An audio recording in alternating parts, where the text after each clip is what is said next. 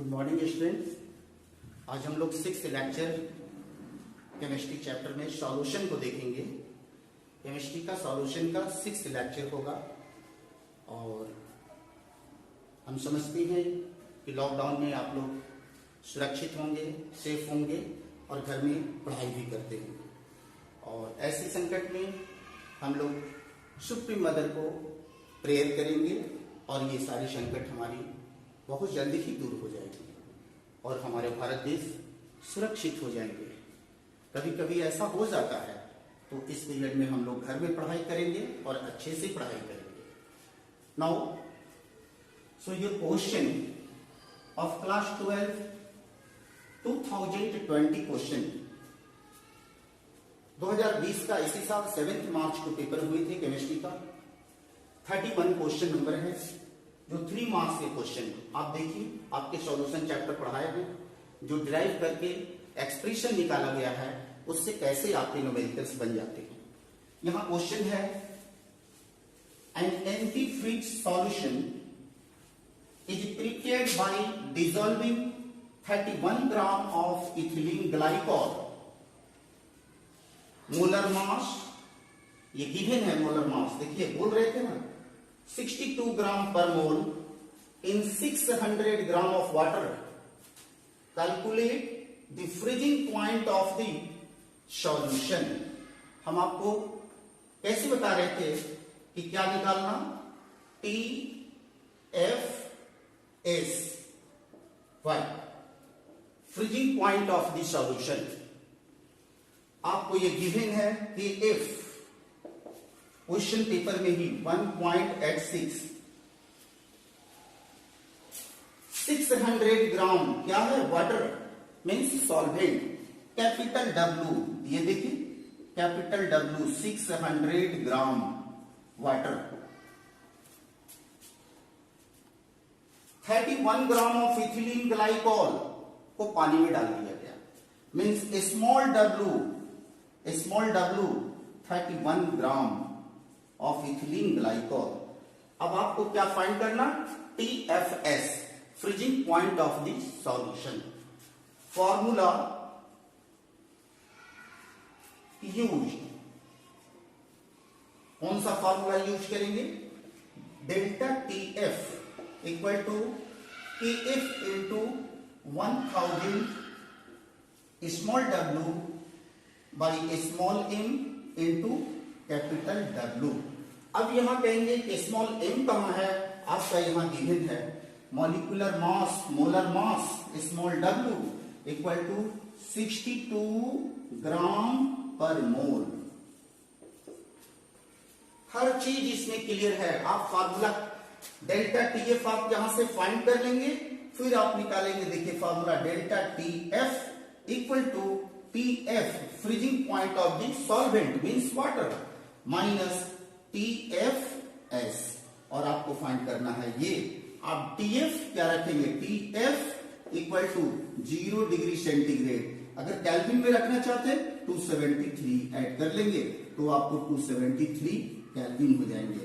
जब ये नहीं ऐड करेंगे तो जो आंसर आएंगे उसको डिग्री सेंटीग्रेड में रखेंगे, जब इसको ऐड कर लेंगे तो आंसर जो आपको देंगे वो केल्विन में रख देंगे।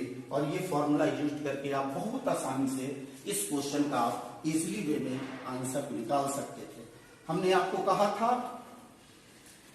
कि सिंबल अलग अलग मैं दे रहा हूं, जैसे बुक में आप देखेंगे W1 W2 WA WB, इस तरह से अपनी अपनी सभी का पढ़ाने का एक टेक्निक होता है। जो भी चीजें आपको अच्छी लगे उसको अडॉप्ट करें और उससे अच्छे से अच्छे मार्क्स स्कोर करेंगे।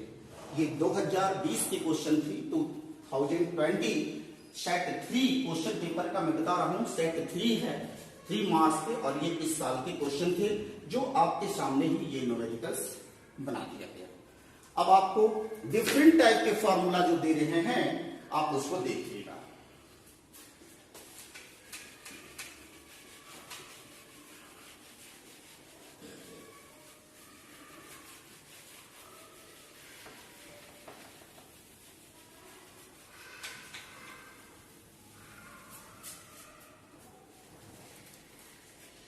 कल हम लोग पढ़े थे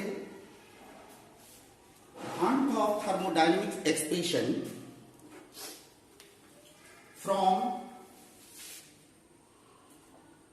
Van 't Hoff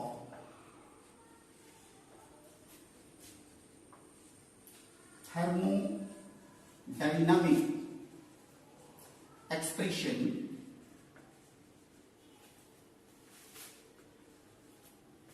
से आपने निकाले थे क्या? Kb equal to R TB square by 1000 into LV,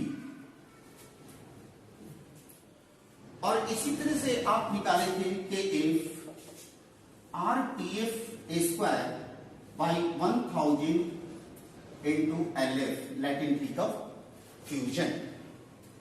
देखिए हम यहां बता रहे हैं, बट वी नो दैट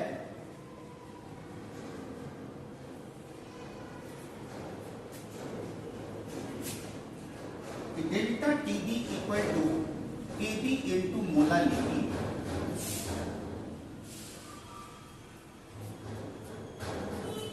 और मोलालिटी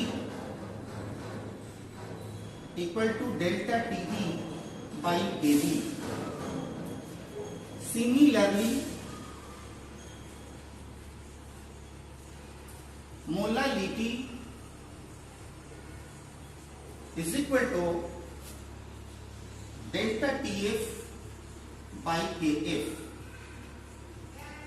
ऐसे हम लोग करते हैं, ये फॉर्मूला आपको निकाला गया था, और delta TB by KB equal to delta TF by KF. यहां से क्रॉस मल्टीप्लाई करें, delta TB into KF equal to delta TF into KB, और delta TF by delta TV equal to KF by KB. आप देखिए फिर से cross multiply कर रहे हैं तो उतना ही आ रहा है या नहीं। अब इसकी जगह पर ये वैल्यू अगर हम लोग पुट करें, ये देखिए केबी एंड केएफ की वैल्यू लिख रहे हैं, इक्वेशन ए ऐसे रखते हैं एंड इक्वेशन बी, और हम इस इक्वेशन 1 अगर रखते हैं तो कह रहे हैं कि putting the value of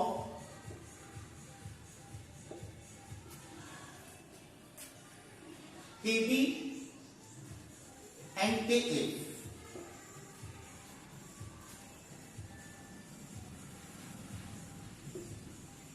in equation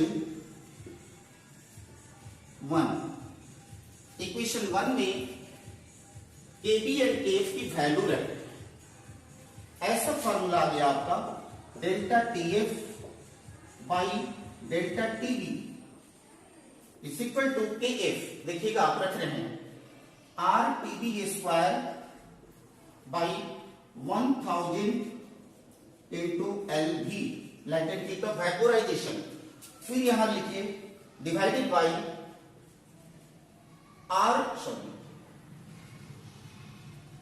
TF LF, latent heat of fusion. अब यहां रखेंगे R TB square by 1000 into LV. इसको ऐसे करते हैं, delta TF by delta TB is equal to R TF square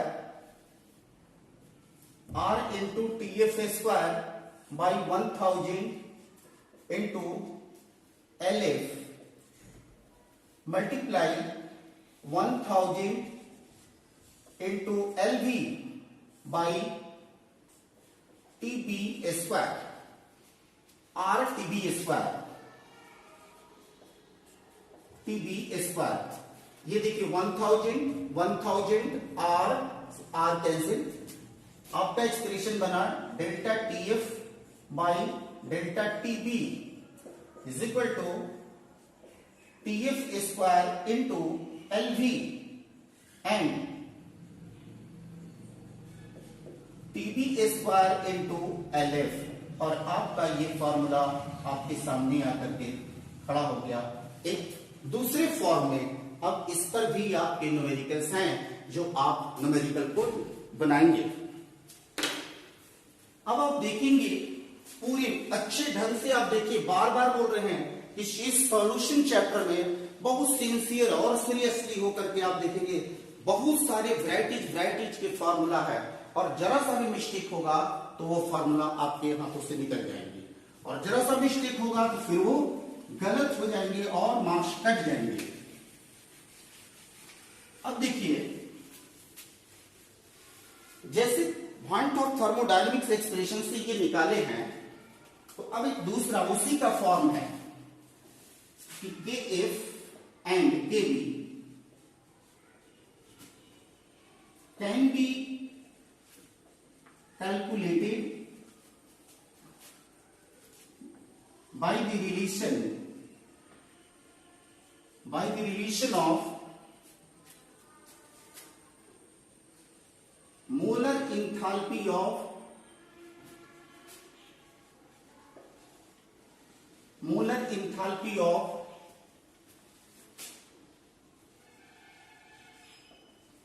fusion and vaporization of the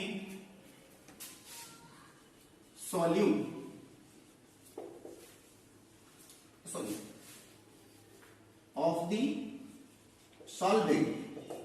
अब जिस तरह का सॉल्वेंट होगा, जैसे वाटर है, बेंजीन है, पेट्रोल है, केरोसिन ऑयल है, अल्कोहल है, ग्लिसरॉल है, तो डिफरेंट टाइप के ऑर्गेनिक चाहे सॉल्वेंट हो या फिर इनऑर्गेनिक सॉल्वेंट हो, जैसा सॉल्वेंट होगा उसके मोलर मास गिवन होंगे।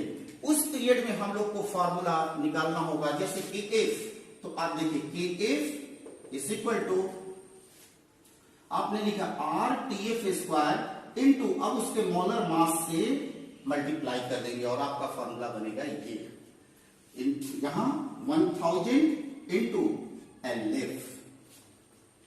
इसी तरह से KB आप लिखेंगे RTB स्क्वायर इंटू M, और यहां लिखेंगे 1000 into LV।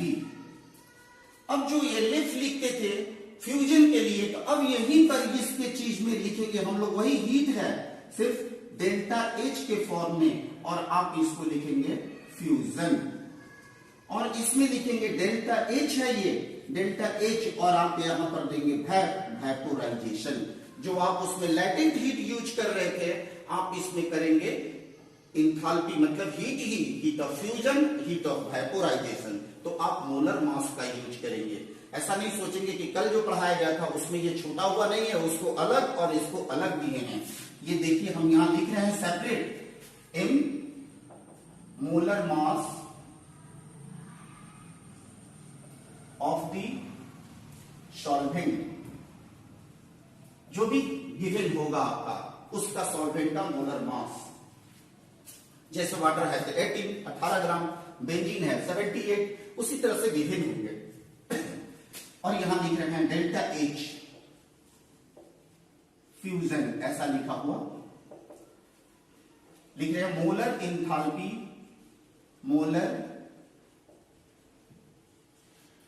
Molar enthalpy of fusion of the solvent, और यहां डेल्टा H ऐसा लिखे हैं वेपोराइजेशन, तो यहां लिख रहे हैं मोलर इंथैल्पी ऑफ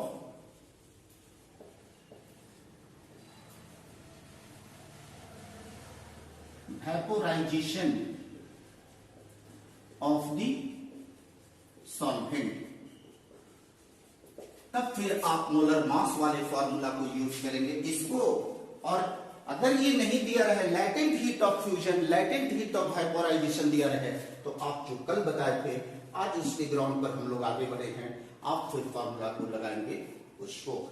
ये अलग अलग दो फार्मूला आपके पास बना रहे हैं।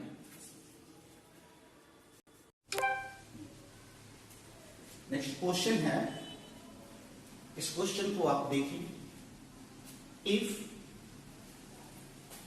if boiling point of an aqueous solution containing a non-volatile solute is 100.15 degree centigrade, what is its freezing point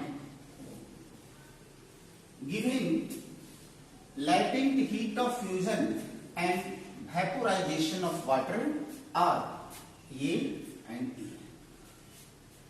क्या दिया? लैटेंट हीट ऑफ फ्यूजन यानी LF आपके गिवन है 80 calorie per gram, latent heat of fusion and vaporization LV है आपका 540 calorie per ग्राम। अब आप खुद से सोचिए कि इसमें क्या निकालना, क्या करा है। व्हाट इज इट्स मीन्स किसका?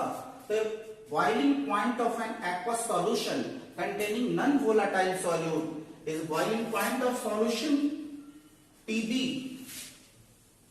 TBS कितना 100.15 डिग्री सेंटीग्रेड, और TB ये देखिए TB कितना हुआ 100 डिग्री सेंटीग्रेड। और क्या आपको फाइंड करना है कि what is it's freezing point means solution का फ्रीजिंग पॉइंट, तो TF एंड S ये फाइंड करना है। जब ये फाइंड करना है तो आपको निकालना होगा क्या कि देखिए delta TF by TB equal to LF into LV by LF by LV,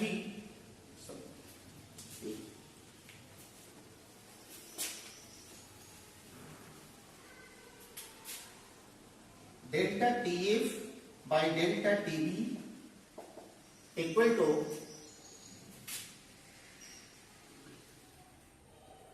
TF square into LV and TB square into LF। आप ये फॉर्मूला यूज कर करके आप इससे बनाएंगे। जो आप सोच रहे होंगे कि डायरेक्ट ये फॉर्मूला कैसे आ गया, तो डायरेक्ट फॉर्मूला एक्चुअली आया नहीं है, इसको ड्राइव किया गया है। इसके पहले वाले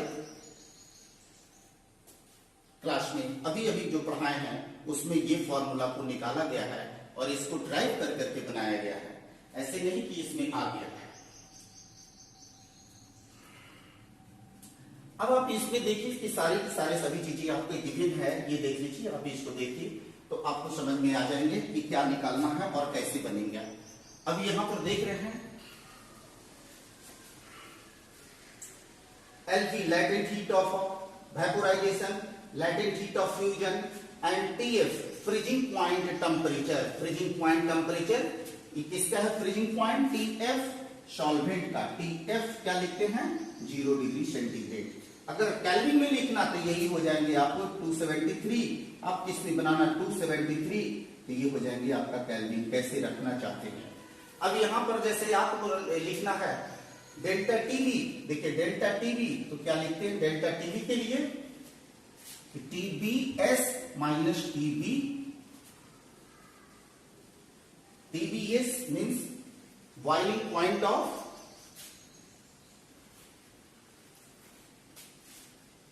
100.15 डिग्री सेंटीग्रेड माइनस ये कितना 100 डिग्री सेंटीग्रेड, क्या हो गया 0.15 डिग्री सेंटीग्रेड। ये आपका निकल गया डेल्टा TB, ये देखिए।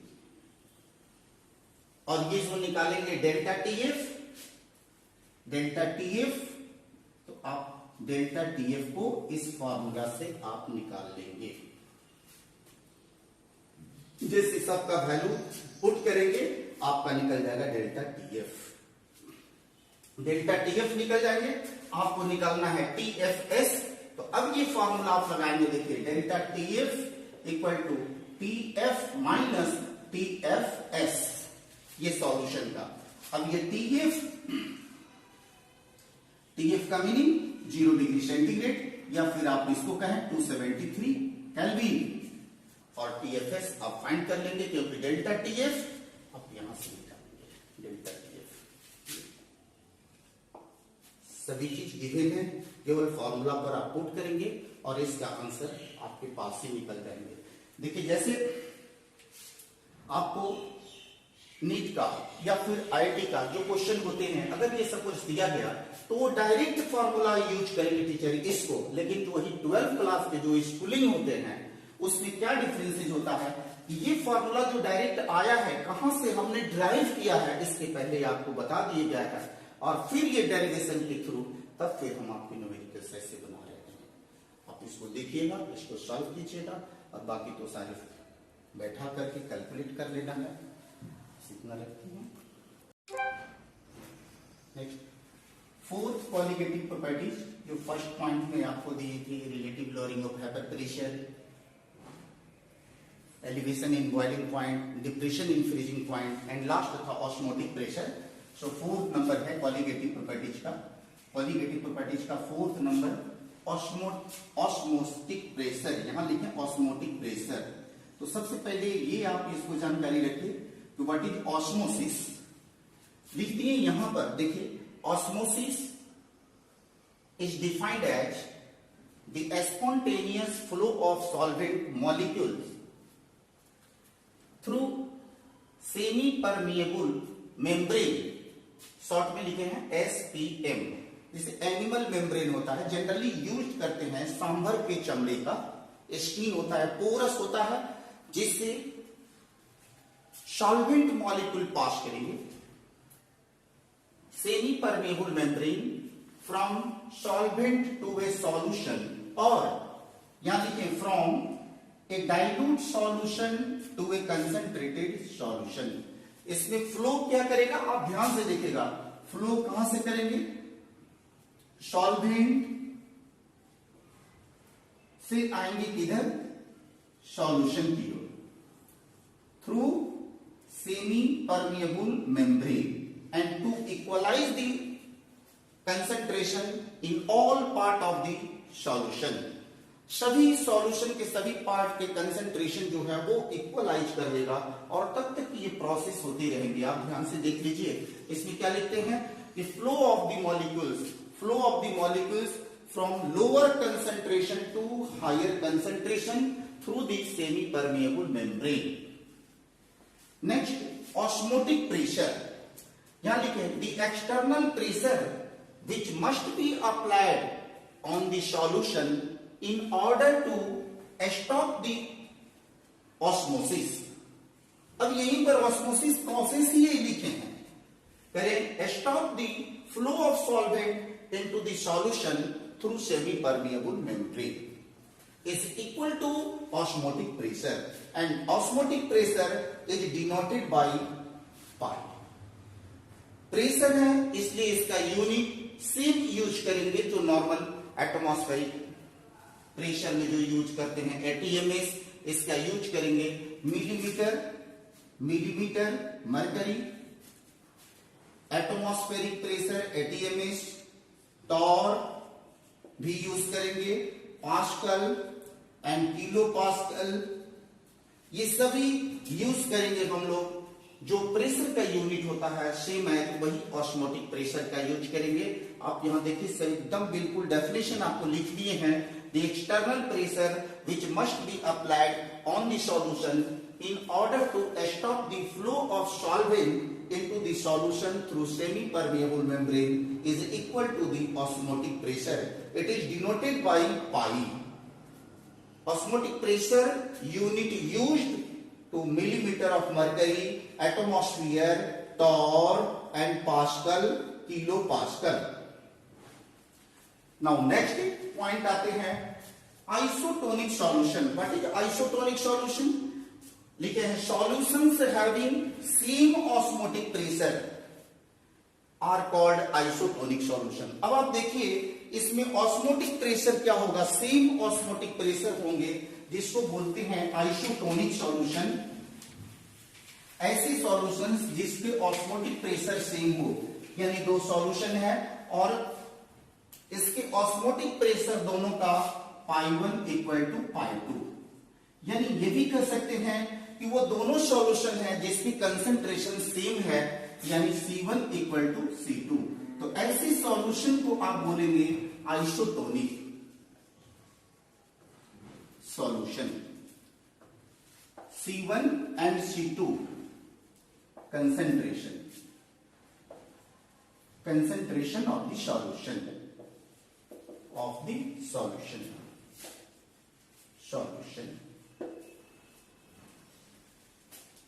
आइसोटोनिक सॉल्यूशन, ये आपको क्लियर हुआ।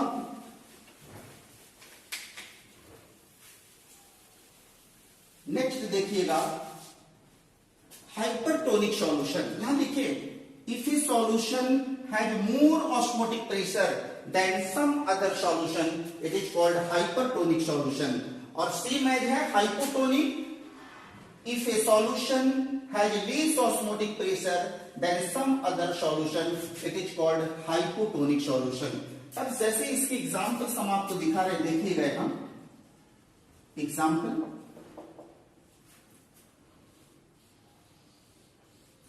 ये सॉल्यूशन बनाए और इसका कंसेंट्रेशन 0.1 m यूरिया सॉल्यूशन।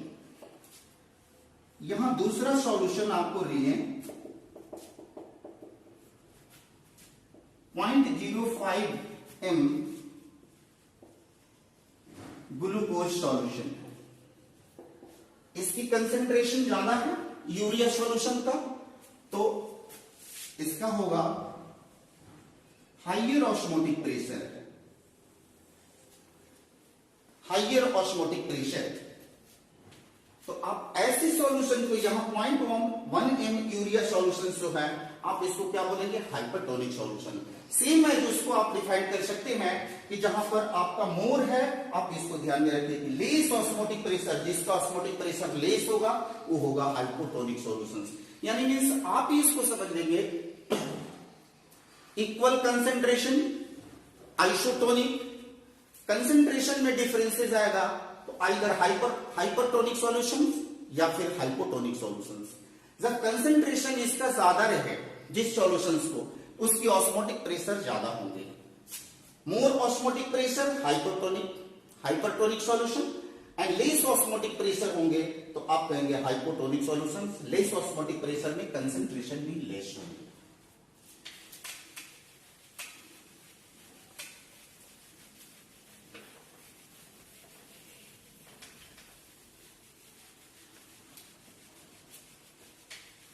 अब नेक्स्ट टॉपिक आते हैं लॉ ऑफ ऑस्मोटिक प्रेशर।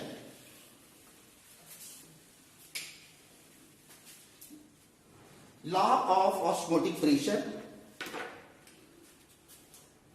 ये लॉ ऑफ डाइल्यूट सॉल्यूशन,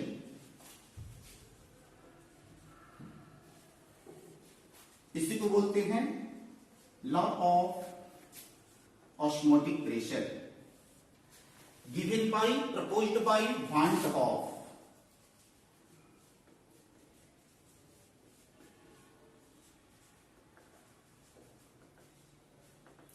ये साइंटिस्ट ने इसको प्रपोज किया अकॉर्डिंग टू, आप इसको क्या चीज, अकॉर्डिंग टू, देखिए अकॉर्डिंग टू दिस लॉ, देखिए फर्स्ट आप इसको कहेंगे at given temperature the osmotic pressure is directly proportional to the concentration of the solution at given temperature. First and second law, the osmotic pressure of the solution pi is directly proportional to the absolute temperature at given concentration. ये दोनों law clear. हम आपको यहां लिख भी दे रहे हैं, at a given temperature the osmotic pressure of the solution is directly proportional to the concentration of the solution. Second point, at given concentration the osmotic pressure of the solution is directly proportional to the absolute temperature. Combining the both equations,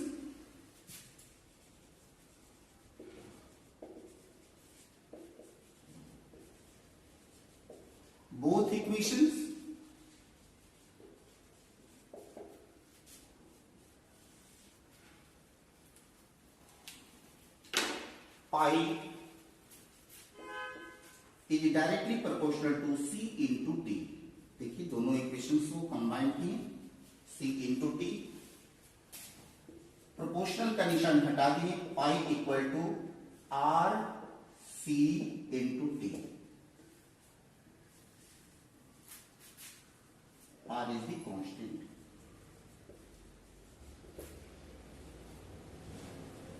जो gas constant इसमें लिखते हैं solution constant, इसके value given होंगे, numericals के लिए value given रहेंगे। देखिए pi equal to osmotic pressure, C concentration of the solution, C equal to N by V. N बोलते हैं number of moles of the substance, solute particles, and V volume, litre या millilitre जो use करें। अब आपके इसके formula के लिए आप यूज करेंगे पाई इक्वल टू, यहां लिखें N by V R T, और फॉर्मूला बन गया number of mole per unit volume.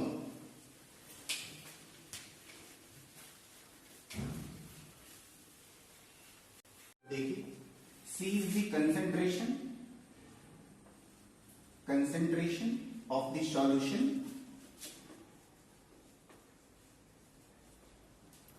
C equal to N by V, number of mole per unit volume, N number of mole,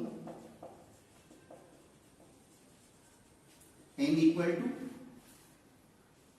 W by molecular mass and V volume in liter. अब formula pi equal to CRT, अब value put किए, pi equal to C N by V into RT, और pi equal to W by molecular mass RT upon V. Since weight by volume equal to D means density, आप इसकी जगह पर आप रख सकते हैं D, pi equal to DRT by M, cross multiply किए, DRT equal to pi M. pi is the osmotic pressure, हमेशा ध्यान में रखिए, osmotic pressure, M molecular mass, molar mass, R gas constant, जो solution का constant, gas constant value given होगा, and T temperature and the density of the solution. Next formula फिर आपको बनेंगे DRT equal to pi M, so D equal to density find करने के लिए density equal to pi M by RT। देखिए इसको ऐसे लिख सकते हैं कि pi by D T equal to R by M, अगर क्रॉस मल्टीप्लाई करेंगे तो फिर इतना ही आ जाएगा। हम यहां लिख रहे हैं since R equal to constant and M molar mass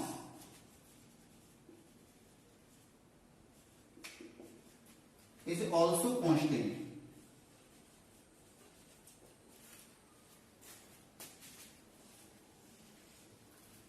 then pi by dt equal to constant, ऐसा फॉर्मूला आएगा आपका। जो यहां लिखना चाहते हैं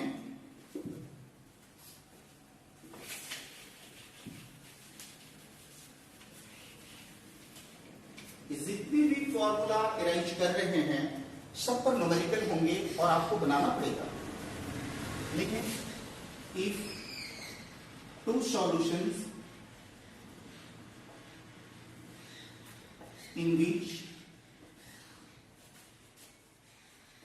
their osmotic pressure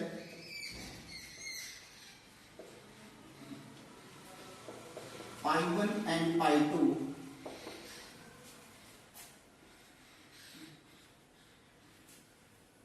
and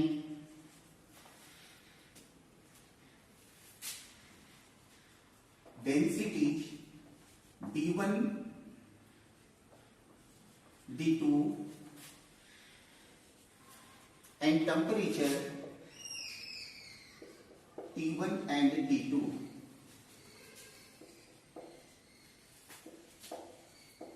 respectively, then formula आपको बनेंगे pi1 by d1 t1 equal to constant and pi2 by d2 t2 equal to constant. So pi1 by d1 t1 equal to pi2 by d2 t2, ये आपके relation. अब यहां लिख रहे हैं, देखिएगा, for isotonic solution pi1 equal to pi2 दोनों same. इस कंडीशन में d1 t1 equal to d2 t2 और d1 by d2 equal to t2 by t1, और ये डेंसिटी एंड टेम्परेचर में जो रिलेशन होगा और उससे जब न्यूमेरिकल पूछेंगे तो आप इस फॉर्मूला को यूज करेंगे। ये देखिए, सभी जगह पर आपको स्क्वायर ब्रैकेट ऐसे इंडिकेट करते जा रहे हैं, इसलिए बार बार हम ये बता रहे थे कि सॉल्यूशन चैप्टर में सबसे ज्यादा फॉर्मूला है और आप इसको बिल्कुल प्रैक्टिस करेंगे और पर डे प्रैक्टिस करेंगे। फिर इसमें से जो रिलेटिव न्यूमेरिकल होंगे उसको फिर हम दिखाएंगे और आप इसको हमेशा प्रैक्टिस करेंगे। ऑस्मोटिक प्रेशर वाले पूरा खत्म हो गए हैं, क्वालिटेटिव प्रॉपर्टीज, और नेक्स्ट डे हम लोग पढ़ेंगे जो आपका होगा वांट ऑफ फैक्टर। ओके।